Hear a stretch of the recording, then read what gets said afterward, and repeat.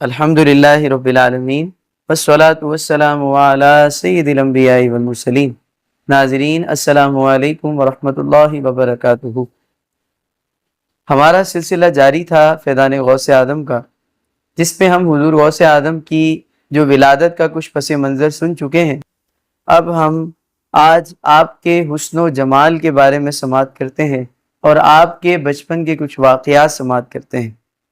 سرکار بغداد علیہ رحمہ بے حد وجیح اور جمیل تھے۔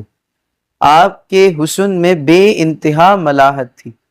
رنگ مبارک گندمی، آنکھیں سرمگی اور روشن بڑی تھی، آبرو ملے ہوئے باریک اور پیوستہ، جبین مبارک کشادہ تھی اور سر مبارک بڑا، چہرہ مبارک درکشا، نہ بالکل گول نہ بالکل لمبا، رخسار مبارک ہموار تھے، زلف عنبری ملائم چمکدار اور کانوں کی لو تک ہوتی تھی، دندان مبارک چمکدار تھے جیسے سیب میں سے موتی ظاہر ہو، سبحان اللہ۔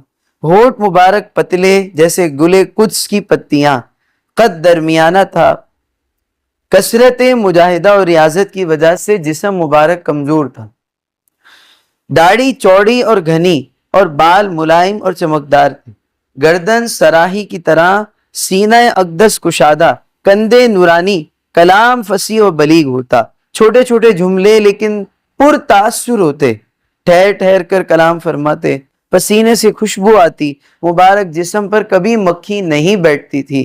دراصل آپ سرور کونین صلی اللہ علیہ وسلم کے جمال کے پرتو تھے، گویا کہ آپ مظہر جمال مصطفیٰ تھے۔ آپ کے بچپن کے واقعات سماعت کرتے ہیں۔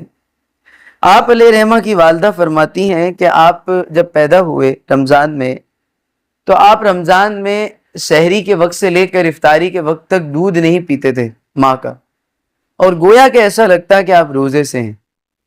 ایک مرتبہ ایسا ہوا کہ شعبان کی آخری تاریخ تھی ایک سال آپ کے بچپن میں، اور تو پتہ نہیں لگ رہا تھا کہ کل روزہ ہے یا روزہ نہیں، یعنی رمضان شروع ہو جائے گا یا نہیں۔ تو آپ کی والدہ کہتی ہیں کہ ہمارے گھر پر کچھ لوگ آئے اور کہتے ہیں کہ آپ یہ بتائیں کہ سحری کے بعد آپ کے بچے نے دودھ پیا ہے یا نہیں پیا؟ تو فرمایا کہ نہیں پیا۔ تو پھر سب لوگوں نے اگلے دن روزہ رکھا، اور بعد میں یہی مشاہدے سے ثابت ہوا کہ روزہ ہو گیا تھا اور رمضان شروع ہو چکا تھا۔ یہ آپ کی ولادت مبارکہ کا بڑا عظیم واقعہ بہت مشہور و معروف ہے۔ اور دوسرے واقعے کی طرف وہ بھی بہت مشہور ہے کہ ایک مرتبہ آپ بچپن میں جنگل کی طرف پڑے، تو بچوں کے درمیان بچوں کے ہاتھ میں ایک بیل آ گیا، جس بیل سے سب شرارت کرنے لگے۔ جب آپ بیل کی طرف بڑھے تو وہ بیل آپ سے گفتگو کرتے ہوئے کہنے لگا، اے عبد القادر، کیا آپ کو اللہ نے اس لیے پیدا کیا ہے؟ لما خلق تھا، کیا آپ کو اس لیے پیدا کیا گیا تھا کہ آپ بھی یہ کریں اور آپ بھی یہ کریں گے؟ تو حضور غوث اعظم ڈر کر گھر کی طرف گئے اور گھر کی چھت پر چڑھ گئے۔ جیسے ہی گھر کی چھت پر پہنچے تو سامنے دیکھتے ہیں تو عرفات کا میدان آپ کو اپنے گھر کی چھت سے نظر آ رہا ہے، اور سارے حاجی نظر آ رہے ہیں۔ آپ وہ ڈر کر نیچے اترے دیکھ کر، اور اپنی والدہ سے کہتے ہیں کہ مجھے دین کے لیے وقف کر دیں، میں بغداد جانا چاہتا ہوں علم دین حاصل کرنے کے لیے۔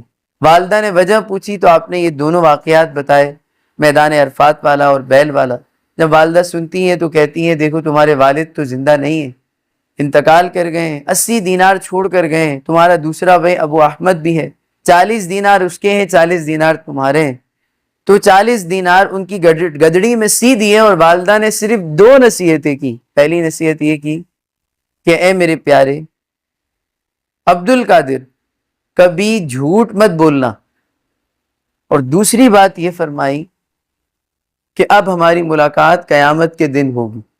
حضور غوث اعظم فرماتے ہیں کہ میری والدہ کی اس بات کا اثر یہ تھا کہ میں نے زندگی میں کیا، طالب علمی کے دور میں بھی کبھی جھوٹ نہیں بولا، اور زندگی میں بھی کبھی جھوٹ نہیں بولا۔